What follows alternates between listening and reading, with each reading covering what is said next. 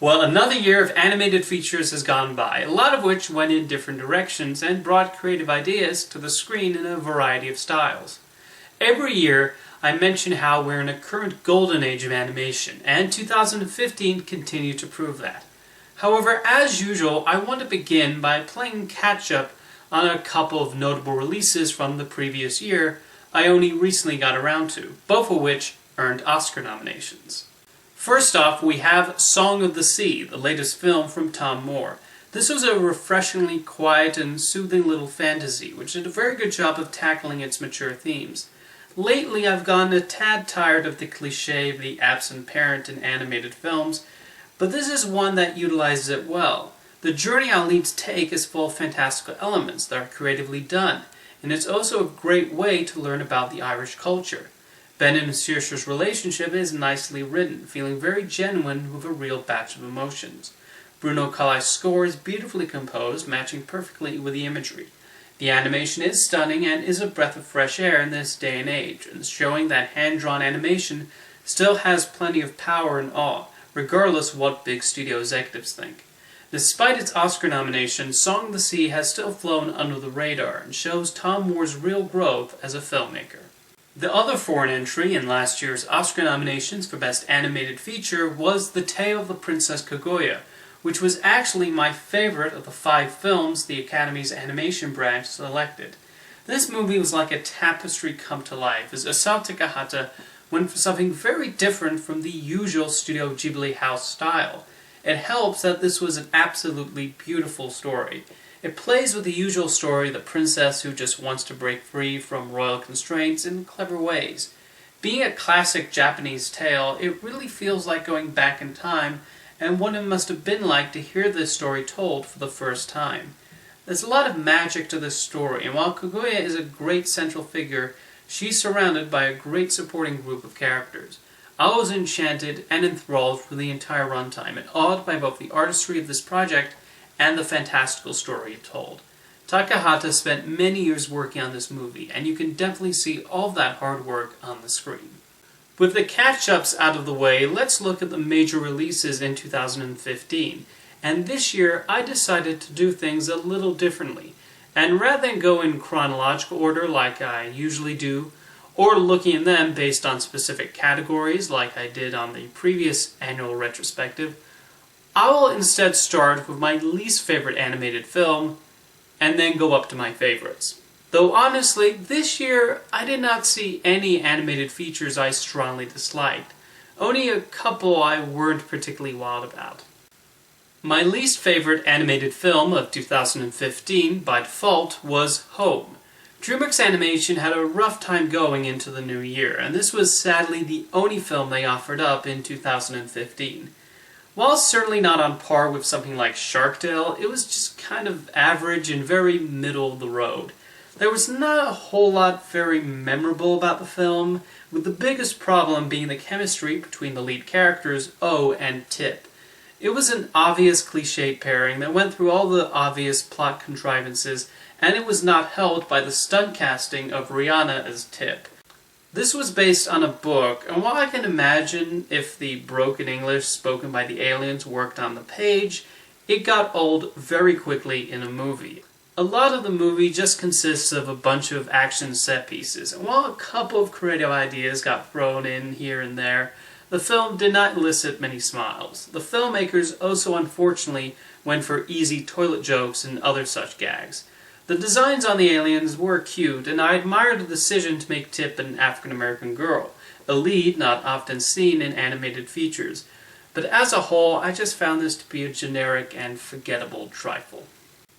I will admit, I haven't really been into SpongeBob SquarePants since the first season. I enjoyed it briefly, moved on to other things, and I've not really gotten back on that boat.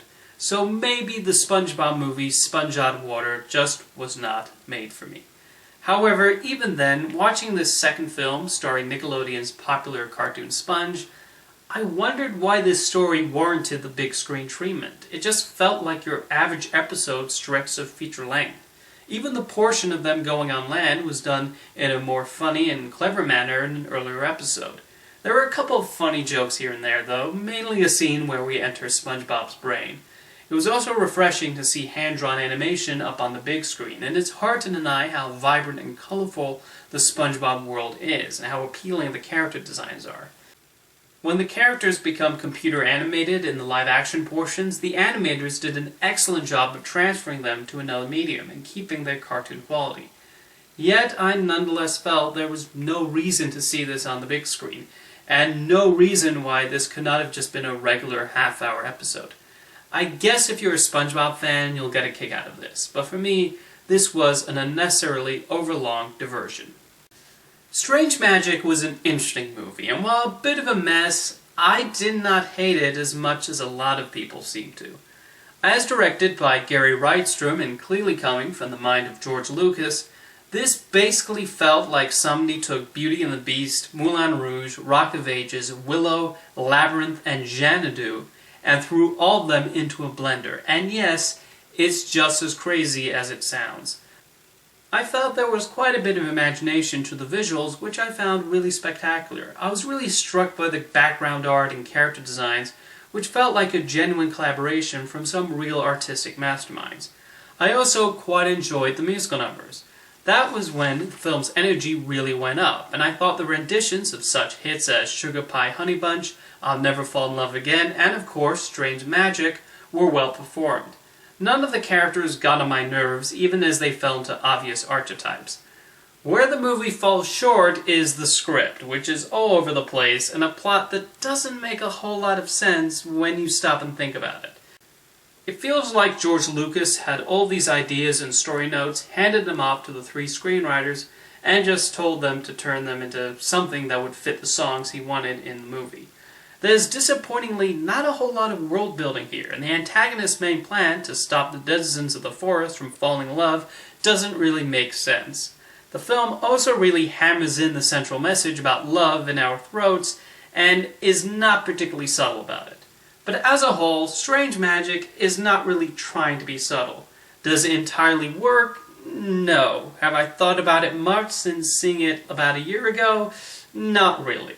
Yet it's such a bizarre mixed bag of a million different ideas, trying desperately to become a cohesive whole. I get the feeling it's going to attain some sort of cult following over the years, and I expect this to be seen in 20 years' time, the same way the likes of Xanadu are seen today. Moving on to this year's animated films I felt more positive towards, we have Minions. Okay, I'm going to be honest and say I still find these little French Twinkies pretty funny. Does it have the strongest story to support a feature-length adventure? Not necessarily, but as a pure comedy, I did find myself laughing through pretty much the entire thing. Those Minions owe quite a bit to the likes of Jacques Tati, with physical comedy ruling the day, and the directors, storyboard artists, and animators embrace how elastic they are. They exist in a classic cartoon environment, and when the movie is on fire, it works. Whether it's because of sly little references or just a gag related to bananas, the joke's delivered. The human characters are also quite enjoyable, with Sandra Bullock nicely hamming it up as Scarlet Overkill, and a family of aspiring supervillains serving as genuine scene stealers. This is silly, innocent fun, and it managed to make up for a standard story with some great moments of hilarity. The Good Dinosaur, Pixar's end-of-year release, was a solid entry in that canon, though it probably does not make my top 10. I feel the best moments are the scenes between Arlo the dinosaur and his human friend Spot. While Arlo's story arc is fairly straightforward, the bond created between these two is very sweet, and I like seeing it evolve. That whole section where they're getting to know each other and the various adventures they go on is genuinely strong. Enough that I wished more of the movie focused on that. The biggest flaw with The Good Dinosaur is it feels very derivative of better animated films. There were portions of it where I thought The Lion King did this better, The Croods was more creative here, and I enjoyed this scene more in Ice Age. The other issue I found of it is the backgrounds. Yes, they look really realistic, and it's impressive that the artists at Pixar were able to accomplish that. But in my mind, if you're going to make everyday fields and valleys look like real life, why not just film it on location? With animation, the possibilities are endless, so why not create a whole new world we haven't seen before? That's what I loved about the environments in The Croods, to compare to another prehistoric tale. Despite those flaws, I think there's enough charm to be found in The Good Dinosaur.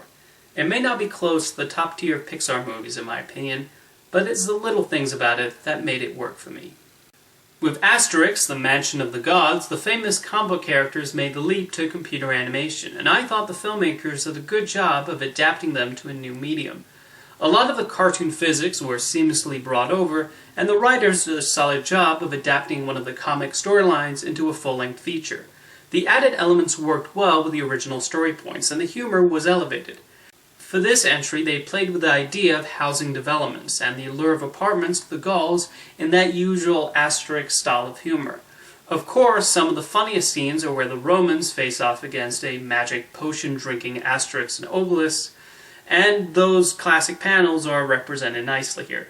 My main recommendation if you rent a copy of this movie is to watch the original French version. I tried watching the English dub at first, but the sync felt off and the humor lacked that extra punch. While Asterix vs. Caesar will always have the biggest place in my heart when it comes to Asterix movies, this is a worthy new take on our favorite Gaul.